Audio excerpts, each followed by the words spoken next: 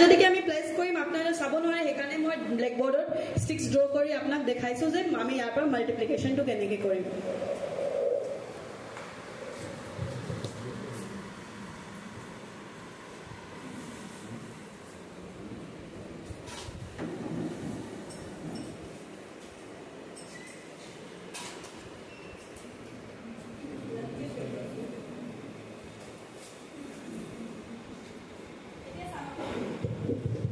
এতিয়া আমি চাম যে আমাৰ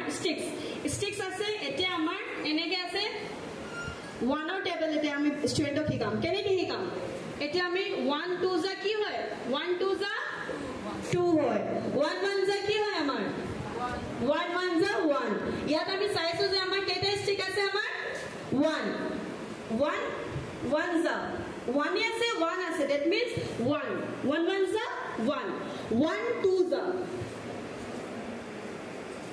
এতিয়া আমাৰ ষ্টিক টু কি আছে 1 1 2 জানা 1 2 যা সব প্ৰথম যেটো আমাৰ প্ৰথমটো নাম্বাৰ থাকিব আমি কি কৰিম এটা ষ্টিক ড্ৰ কৰিম ঠিক আছে আমি এটা ষ্টিক ড্ৰ কৰিলো 1 2 যা means আমি তেতিয়া এনেকে দুটা ষ্টিক থলো 1 2 যা ঠিক আছে 1 2 যা 2 কেনেকৈ হয় আমি চাম 1 2 যা 2 হয় আমাৰ নাম্বাৰ অফ ইন্টাৰসেক্টিং পয়েন্টস ইয়াত ইন্টাৰসেক্টিং পয়েন্টস কিমান আছে আমাৰ কোনটো পয়েন্টত লাগিছে আমাৰ দুটা পয়েন্টত লাগিছে নহয় means 1 2 যা 2 তেতিয়া আমি ইন্টাৰসেক্টিং পয়েন্টটো কাউন্ট কৰিম ইয়াত কি হল কেটা ইন্টাৰসেক্টিং কোন জায়গাত মিলিছে দুটা পয়েন্টত that means 1 2 যা 2 এতিয়া 1 3 যা কৰিম আৰু এটা লাইন পাইম number of intersecting points count কৰিম 1 2 3 সাইছে 1 3 যা 3 1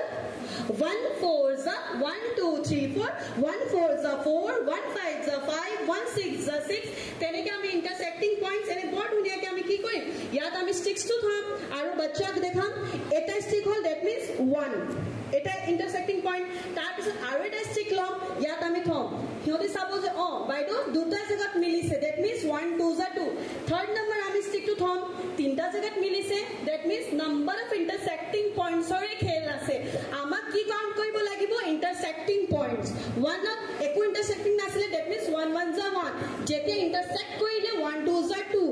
1 3 যা 3 তেনেকৈ আগবাঢ়ো এতিয়া আমি চাম অলপ ডাঙৰকে আমি চাওঁ এতিয়া আমি ডাঙৰকে কেনেকৈ হিয়তক শিকাম सर वो आपका प्रॉब्लम दे रहा है